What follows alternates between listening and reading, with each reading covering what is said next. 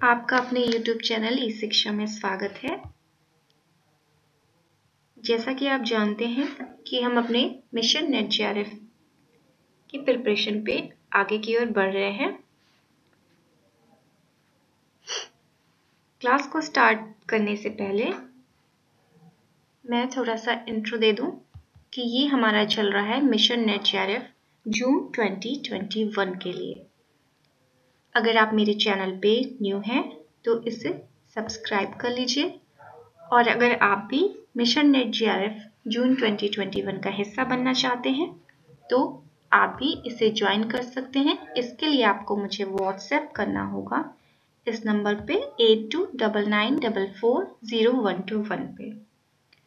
और जो मेरे पुराने फ्रेंड्स हैं जो ग्रुप में हैं, मैं उनसे फिर से रिक्वेस्ट करना चाहूँगी कि आप इस लेक्चर को शेयर करें और बाकी लोगों को भी सजेस्ट करें कि इस कोर्स का वो हिस्सा बने अगर वो चाहते हो तो।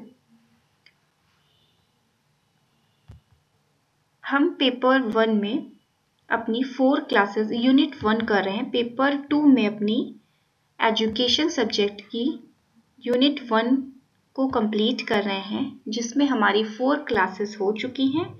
आज हमारी 5th क्लास है। हमने फिलॉसफी के बेसिक्स को जान लिया है जिससे क्वेश्चन आते हैं। सांख्य हमने पढ़ लिया है और आज हमारी 5th क्लास है योग दर्शन की।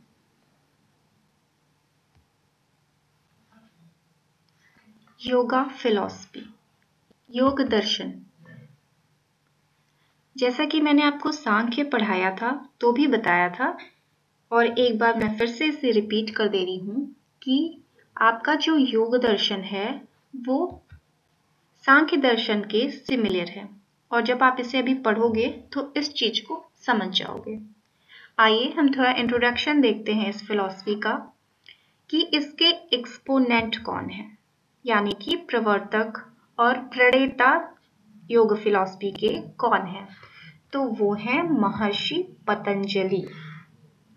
महर्षि पतंजलि योग दर्शन के प्रणेता यानी कि एक्सपोनेंट है, और इस वजह से इस दर्शन को हम कहते हैं पतंजलि दर्शन। That's clear. अब जो इस योग दर्शन का बहुत ही महान कंट्रीब्यूशन है, महान योगदान है, ग्रेटेस्ट कंट्रीब्यूशन है, वो क्या है? वो ये है कि इस योगा प्रोसेस ने, इस योगा फिलॉसफी ने योगा प्रोसेस को, योग दर्शन ने योगा की प्रक्रिया को साइंटिफिक और स्पिरिचुअल फॉर्म दिया है, यानी कि वैज्ञानिक और आध्यात्मिक फॉर्म दिया है। इसका क्या मतलब है? योगा फिलॉसफी की ही वजह से आज योगा पूरे विश्व में इतना फेमस हो रहा है कि साइंटिस्ट और डॉक्टर इसे साइंटिफिक फॉर्म में प्रेजेंट कर रहे हैं। उनका कहना है कि योगा साइंटिफिकली बहुत इम्पोर्टेंट है, और जो हमारे स्पिरिचुअल पर्सन हैं, आध्यात्मिक लोग हैं, उनका कहना है कि ये स्पिरिचुअली बहुत ही अच्छा है और लोगों के माइंड को पीस देता है, लोगों के माइंड को पीस यानी कि शांति प्रदान करता है। और जो साइंटिफिक और डॉक्टर्स हैं उनका मानना है कि ये साइंटिफिक फॉर्म में है क्योंकि ये व्यक्ति के शरीर को, व्यक्ति की बॉडी को बेहतर बनाता है। तो इस प्रकार जो इसका कंट्रीब्यूशन है वो ये है कि इसने, योगा फिलॉसफी ने, योगा दर्शन ने योगा प्रोसेस को एक साइंटिफिक और स्पिरिचुअल फॉर्म यानी कि वैज्ञानिक और आध्यात्मिक फॉर्म प्रदान किया है। अब इसके कुछ बुक्स को जान लेते हैं। इसके बुक्स में योग सूत्र, ये पतंजलि की बुक है योग सूत्र, और ये फर्स्ट ऑथेंटिक बुक है योगा की। योगा की ये फर्स्ट ऑथेंटिक बुक कहलाती है योगा सूत्र। उसके बाद पतंजलि की जो बुक थी योग सूत्र पे, उसको एक्सप्लेन करते हुए, ये कमेंट्री है। कमेंट्री जैसे मैच चल रहा हो तो कमेंट्री होती है ना, जो हो रहा है उसके बारे में बताया जाता है, वैसे ही इस जो बुक में लिखा हुआ है उसकी कमेंट्री की थी व्यास ने अपने बुक योग भाष्य में, लेकिन ये बहुत लेंदी हो गई। इन्होंने एज इट इज जैसा कि योग सूत्र में, पतंजलि की योग सूत्र में लिखा था, वैसे एज इट इज इसको एक्सप्लेन किया, जिससे ये बुक बहुत लेंदी और बहुत डिफिकल्ट हो गई। इसके लिए वचस्पति मिश्रा और विजनन भिक्षु ने क्या किया कि इसका टीका लिखा। टीका क्या होता है? शॉर्ट फॉर्म में लिखा। जब हम एग्जामिनेशन में क्वेश्चन देते हैं ना, तो एक लेंदी सा क्वेश्चन आता है जिसमें 5-6 पेजेस लिख देते हैं, और 1-2 क्वेश्चन ऐसा आता है जिसमें 2-3 पेजेस में काम चल जाते हैं।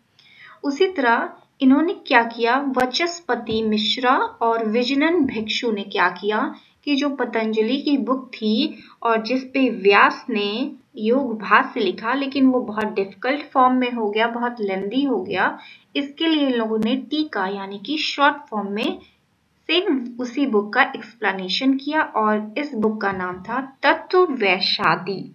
तत्ववैशादी bye Vachaspati Mishra and योगवार्तिक bye विजनन भिक्षु। I think that is clear now. अब हम पढ़ेंगे, जैसा मैंने अभी आपको बताया कि सांख्य और योग दोनों ही लगभग सेम है, लेकिन कुछ थोड़े डिफरेंस जो है उन्हें हम जान लेते हैं, क्योंकि एग्जाम में इससे क्वेश्चन आता है। तो सांख्य दर्शन में मैंने आपको बताया था कि मेटाफिजिक्स में सांख्य दर्शन की तत्व मीमांसा में 25 एलिमेंट को मैंने आपको डिस्क्राइब किया था, और उन 25 एलिमेंट को मैंने आपको एक स्लाइड पे लिख के पूरा समझाया था कि ये एलिमेंट होते हैं, और वो आपको मैंने कहा था कि आपको लर्न भी करना है, उसको याद कर लेना है, क्योंकि उससे क्वेश्चन आते हैं। तो सांख्य दर्शन में तो 25 एलिमेंट की बात की गई थी, लेकिन योग दर्शन में 25 तो वो 25 एलिमेंट तो सांख्य दर्शन वाले ही हैं, लेकिन 1 और एलिमेंट को ऐड किया गया। तो ये क्वेश्चन पूछ सकता है या पूछा भी गया है कि योग दर्शन में कितने एलिमेंट होते हैं, तो योग दर्शन में 26 एलिमेंट होते हैं।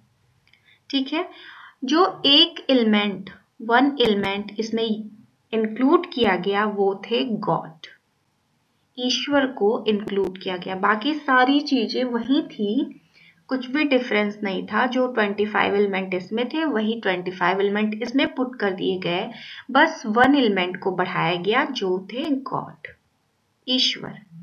तो आपसे ये क्वेश्चन पूछा जा सकता है कि योग दर्शन में कितने एलिमेंट्स हैं, तो आप कहोगे 26, और आपसे ये क्वेश्चन जो कि आ चुका है पूछा जाएगा कि 26th एलिमेंट, 26वां जो तत्व है योग दर्शन का वो कौन सा है, तो वो जो 26वां तत्व यानी कि 26th एलिमेंट है आपका योग दर्शन का, वो है गॉड, ईश्वर। इस चीज को प्लीज आप ध्यान में रखेंगे। अब सांख्य दर्शन में अनीश्वरवादी, मैंने आपको समझाया था कि ये अनीश्वरवादी दर्शन है, यानी कि नो गॉड, इसमें गॉड के बारे में बात नहीं की गई है। कहा गया है कि गॉड ने संसार को नहीं बनाया है, या फिर गॉड की मान्यता पे कोई भी फोकस नहीं किया गया है, लेकिन आपके योग दर्शन में आपके एलिमेंट में ही गॉड को पुट कर दिया गया है, जिसका मतलब है योग दर्शन में गॉड को इंपॉर्टेंस दी गई है। अब ये थियोरेटिकल एस्पेक्ट है, ये आपका क्या है, सैद्धांतिक पक्ष है। सांख्य दर्शन ये पूछा जा सकता है कि कौन सा इसमें सैद्धांतिक है, कौन सा व्यवहारिक पक्ष है। तो आपको ये जान लेना है कि सांख्य दर्शन जो है वो थ्योरेटिकल एस्पेक्ट यानी कि सैद्धांतिक पक्ष है, और जो आपका योग दर्शन है वो प्रैक्टिकल एस्पेक्ट यानी कि व्यवहारिक पक्ष है। अब इस सांख्य दर्शन को ईश्वर के नहीं होने की वजह से निरीश्वर सांख्य कहते हैं। निरीश्वर का मतलब जैसे हिंदी में उपसर्ग लगता है, हिंदी जो इसमें हिंदी पढ़ते होंगे वो जानते होंगे कि उपसर्ग लगता है, तो एक उपसर्ग होता है निर का मतलब होता है नहीं, ये उपसर्ग लगता है हिंदी में निर, और जिसके आगे लग जाता है उसका मतलब होता है नहीं। तो ईश्वर के आगे यहाँ निर लग गया है, इसका मतलब है ईश्वर नहीं। तो ये है निरीश्वर सांख्य, आपका सांख्य दर्शन को निरीश्वर सांख्य कहते हैं क्योंकि ईश्वर इसमें नहीं है, और योग दर्शन को आपको शेश्वर सांख्य कहते हैं क्योंकि ईश्वर इसमें है। और जैसा कि आप हिंदी में ये भी पढ़े होंगे कि जिसके आगे सा लग जाता है उसका मतलब होता है साथ, तो ईश्वर के साथ, यानी इसमें ईश्वर है। तो योग दर्शन को हम कहते हैं शेश्वर सांख्य, इससे क्वेश्चन आया है, इसको आप नोट डाउन कर लेंगे। और सांख्य दर्शन को हम कहते हैं निरीश्वर सांख्य। इसमें मैं एक चीज और आपको बता दूं, अच्छा चलिए आगे ही बता देती हूँ।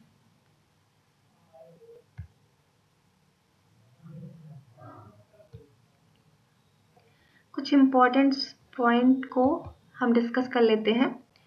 अब आपसे एक क्वेश्चन पूछा था प्रीवियस ईयर में कि मॉडर्न समय में, जो आधुनिक समय है, उसमें योग के प्रति किसका समर्पण रहा है? योग के प्रति किसका समर्पण रहा है? मॉडर्न टाइम में किसका कंट्रीब्यूशन योग के प्रति रहा है? कौन है वो? तो वो है विवेकानंद। विवेकानंद जी, जिन्होंने एक बुक लिखी थी राजयोग। तो इनकी बुक भी आपको मैच करने को आ जाती है। तो इनकी बुक है राजयोग, और मॉडर्न टाइम्स में जो योग के प्रति जिसका कंट्रीब्यूशन रहा वो रहे आपके विवेकानंद। तो इसको भी आप नोट डाउन कर लीजिएगा। अब इम्पोर्टेंस टू बॉडी, जो योग दर्शन है वो बॉडी को यानी कि शरीर को बहुत इम्पोर्टेंस देता है।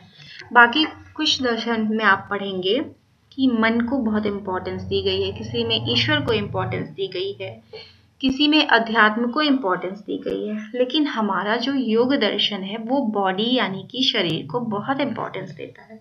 इनका कहना है कि अपनी बॉडी को हमें बहुत ही मेंटेन करके रखना चाहिए, अपनी बॉडी पे बहुत वर्क करना चाहिए जिससे हम फिजिकली फिट रहें, और जब हम फिजिकली फिट रहेंगे तभी हम मेंटली भी फिट रहेंगे और आगे की हर चीज हम आध्यात्मिक रूप से भी आगे बढ़ सकेंगे।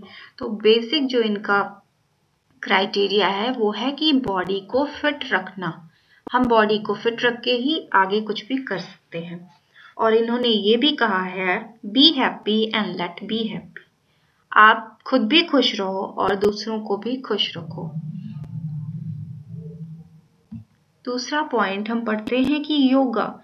योगा होता क्या है? योगा का जो मीनिंग है, इसको अगर हम व्युत्पत्ति विषयक बोलते हैं ना, व्युत्पत्ति विषयक मीनिंग यानी कि एटमोलॉजिकल मीनिंग अगर हम देखते हैं योगा की, तो उसका मतलब होता है समाधि। लेकिन अगर हम योग दर्शन के पर्पस से योगा का मीनिंग देखें तो इसका मतलब होता है कि हमारी जो टेंडेंसीज हैं, हमारी जो आदतें हैं, सकारात्मक नकारात्मक जो भी आदतें हैं, हमारा जो सकारात्मक और नकारात्मक यानी पॉजिटिव एंड नेगेटिव जो टेंडेंसीज हैं, जो हमारा झुकाव है सकारात्मक तथा नकारात्मक, उसको कंट्रोल करना ही योगा है। यानी कि योगा का मतलब हुआ कि अपने मन की, चाहे वो पॉजिटिव चीजें हो चाहे नेगेटिव चीजें हैं, उन पे अपना कंट्रोल रखना ही योग है। और अगर हम सिर्फ विषय विषयक अगर इसका वर्ड मीनिंग देखें तो इसका मतलब है समाधि। चित्त ये भी आपके प्रीवियस ईयर में आ चुका है।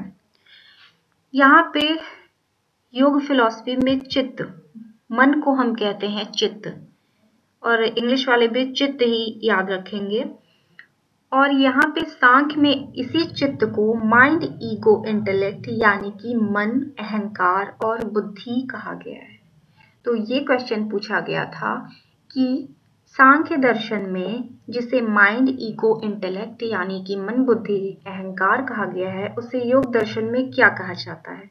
तो उसे आपके योग दर्शन में चित्त कहा जाता है। I think it is clear. Favors self-study and curriculum according to age. ये सेल्फ स्टडी पे आपका जो योग दर्शन है वो बहुत फोकस करता है। इनका मानना है कि हम जब पैदा होते हैं और जब तक हम ग्रेव यानी कि हमारे आखिरी समय नहीं आ जाता, तब तक हमें सेल्फ स्टडी करनी चाहिए, हमें स्व अध्ययन करना चाहिए। ये हमारे लिए बहुत इम्पॉर्टेंट है। अगर हम अपना पर्सनल, अपना स्पिरिचुअल किसी भी तरीके की उन्नति को चाहते हैं तो हमें सेल्फ स्टडी को करते रहना चाहिए। जिस दिन हम पढ़ना या सेल्फ स्टडी करना छोड़ देते हैं, उस समय आप समझ लीजिए कि आप मर चुके हो, अकॉर्डिंग टू योगा फिलॉसफी।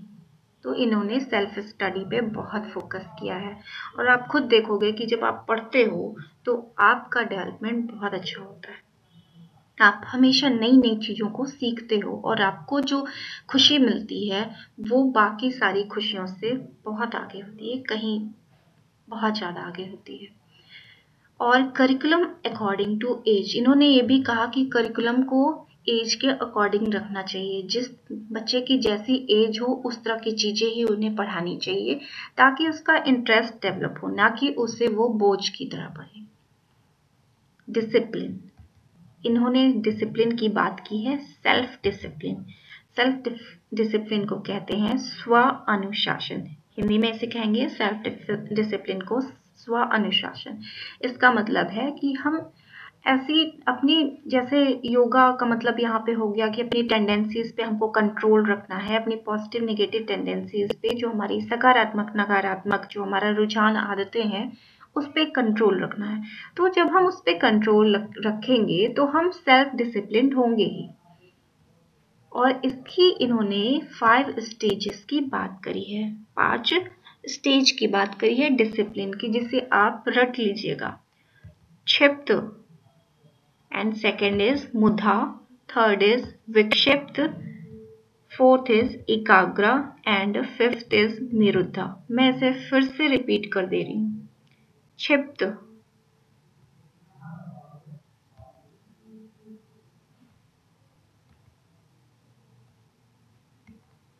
क्षिप्त,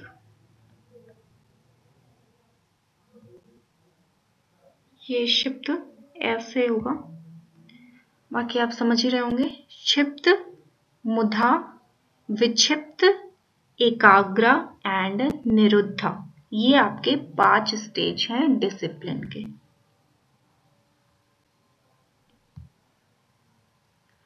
मेटाफिजिक्स ऑफ योगा, जैसा कि मैंने आपको बताया कि ये बेसिकली सांख्य की तरह है। इसमें भी वही 25 तत्व है, सेम है, बाकी एक 26वां तत्व ईश्वर है। तो इसमें मेटाफिजिक्स में बहुत अंतर नहीं है। जो कुछ पॉइंट्स इंक्लूड करने वाले थे वो मैंने इंक्लूड कर दिया है, सेम है सांख्य, ड्यूलिस्टिक। अब जैसे आपने देखा था कि सांख्य में 25 तत्व थे, लेकिन जो मेन तत्व थे वो थे प्रकृति और आपका पुरुष, ये मेन तत्व थे। इसलिए इसको 2 तत्व जो मेन थे, इसकी वजह से इसे ड्युअलिस्टिक यानी द्वैतवादी दर्शन कहा गया था। और सेम ऐसे योगा में आपके 26 एलिमेंट हैं, 26वां तत्व आपका ईश्वर है, लेकिन जो मेन तत्व है वो भी, इसमें भी वही 2 है, प्रकृति और पुरुष। इनका भी यही कहना है कि इस संसार का जो निर्माण हुआ है, संसार का, यूनिवर्स का क्रिएशन हुआ है, वो प्रकृति और पुरुष के मिलने से हुआ है, ईश्वर ने नहीं बनाया है। ईश्वर क्या है? सिर्फ डूअर है या ऑब्जर्वर है। ईश्वर क्या करता है इनके अकॉर्डिंग? सांख्य में तो ईश्वर की बात नहीं की गई, इन्होंने ईश्वर की बात करी। तो इन्होंने कहा कि ईश्वर का काम बस है देखना, जो चल रहा है उसे ऑब्जर्व करना, बाकी निर्माण का काम ईश्वर का नहीं है। इस प्रकृति के निर्माण का काम प्रकृति और पुरुष का ही है। जो इस यूनिवर्स का क्रिएशन हुआ है, ब्रह्मांड का निर्माण हुआ है, वो प्रकृति और पुरुष के मिलन से ही हुआ है।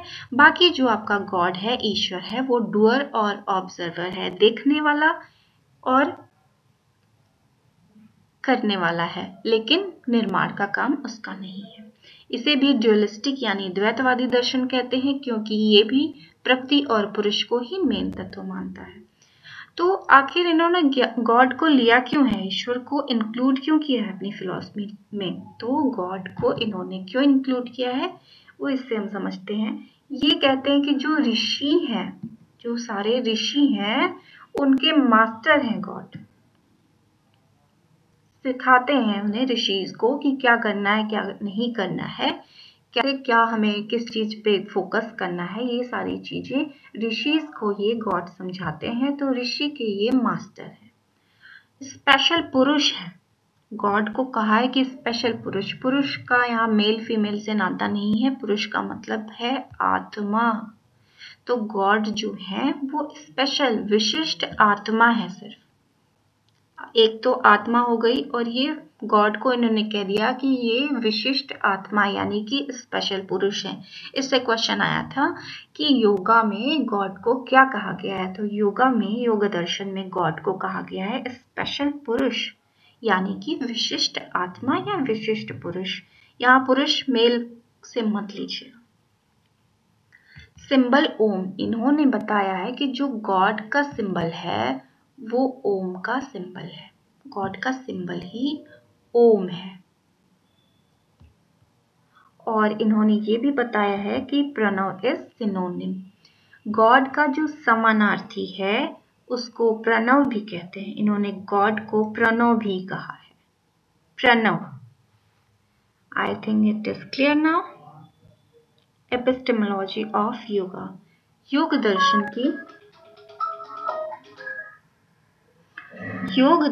की ज्ञान मीमांसा। तो योग दर्शन की ज्ञान मीमांसा बिल्कुल ही सेम है आपकी सांख्य दर्शन की ज्ञान मीमांसा से। तत्व मीमांसा में थोड़ा सा डिफरेंस था, वो मैंने आपको समझा दिया, लेकिन जो ज्ञान मीमांसा है उसमें बिल्कुल भी कोई भी डिफरेंस नहीं है। इनके अकॉर्डिंग भी ज्ञान के जो सोर्स हैं, प्रमाण है, वो 3 है, परसेप्शन और इन्फेरेंस और टेस्टिमनी। परसेप्शन यानी प्रत्यक्ष, आपका परसेप्शन यानी प्रत्यक्ष, इन्फेरेंस यानी कि अनुमान और टेस्टिमनी यानी कि शब्द। तो ज्ञान मीमांसा में आप देख चुके होंगे कि ज्ञान मीमांसा में कोई भी डिफरेंस आपका नहीं है।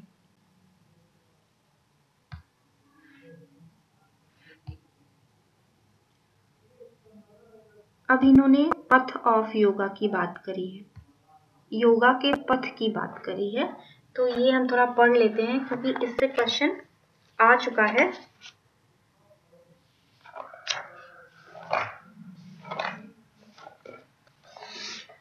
पथ का मतलब होता है मार्ग, रास्ता, और इंग्लिश में से कहते हैं वे। तो योगा के मार्ग पथ की बात इन्होंने की है। तो अभी तक हम समझते थे योग का क्या मतलब होता है, योग एक आसन में हम बैठ जाओ और पूरक, रेचक, कुंभक यानी कि ब्रीथ इन ब्रीथ आउट ये करो। बट इसे पढ़ने के बाद आपका योगा का जो मीनिंग है वो आप समझ जाओगे कि योगा का मतलब कितना एक्सट्रीम होता है। हमारा सिर्फ सोचना है कि आप बस बैठ गए योग की पोजीशन में,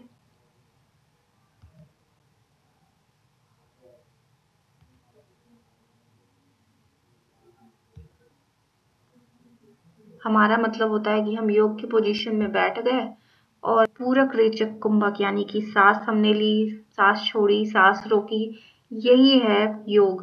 बट पथ ऑफ योगा, जो योगा के मार्ग हैं, उससे आप समझोगे कि योगा है क्या। तो एक मार्ग आपका है कर्म योग।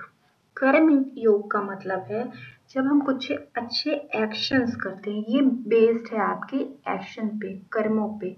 हमारे अच्छे कर्म ही हमारा कर्म योग है।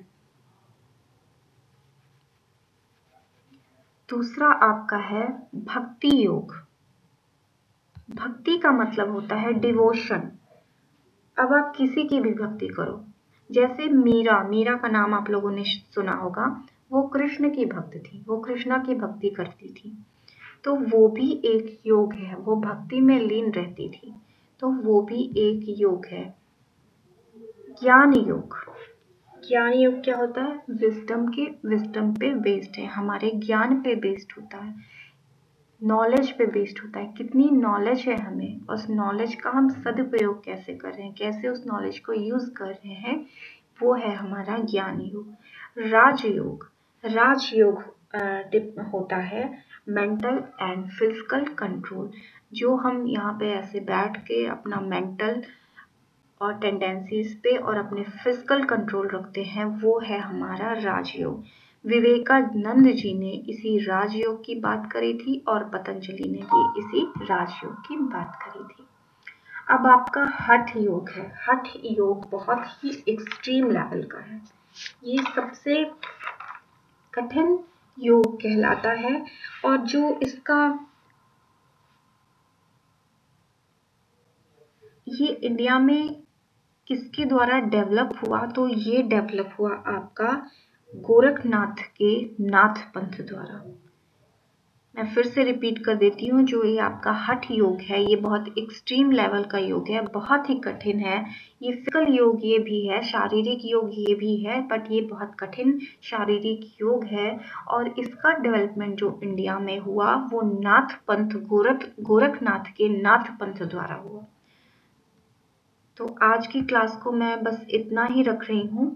कल हम पढ़ेंगे इसकी एक्सियोलॉजी, यानी कि आपकी इसका मूली मीमांसा योग का पढ़ेंगे, जिसमें मैंने आपको सांख्य में अष्टांग योग मार्ग बताया था, बट उसे डिटेल में नहीं बताया था। तो कल हम इसे डिटेल में आपके अष्टांग योग मार्ग को पढ़ेंगे, हम समाधि के प्रकार को पढ़ेंगे और उसके बाद हम बहुत ही इम्पोर्टेंट एक टॉपिक पढ़ेंगे जिसका नाम है पंचकोश, शीथ और कवरिंग, जिससे हर साल एग्जाम में क्वेश्चन आता ही आता है।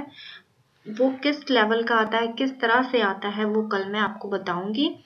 तो कल हम अपनी योगा को इन 3 टॉपिक को कवर करके कर देंगे। मैं चाहती थी मैं इसे आज ही करा दूं, बट हमारा पंचकोश बहुत लेंदी हो जाएगा। सो ये 3 टॉपिक मैं आपका कल करवा के आपका योग दर्शन कल खत्म कर दूंगी। सो आज की क्लास आपको समझ में आई होगी, ये उम्मीद है मुझे। कोई प्रॉब्लम होती है तो आप मुझे मैसेज और व्हाट्सएप कर सकते हो without any hesitation. So all the best.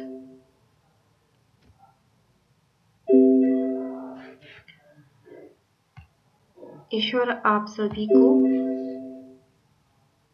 उन्नति दे, आप सबके सपने को पूरा करे और आप लोगों का नेट जेआरएफ क्लियर हो जाए।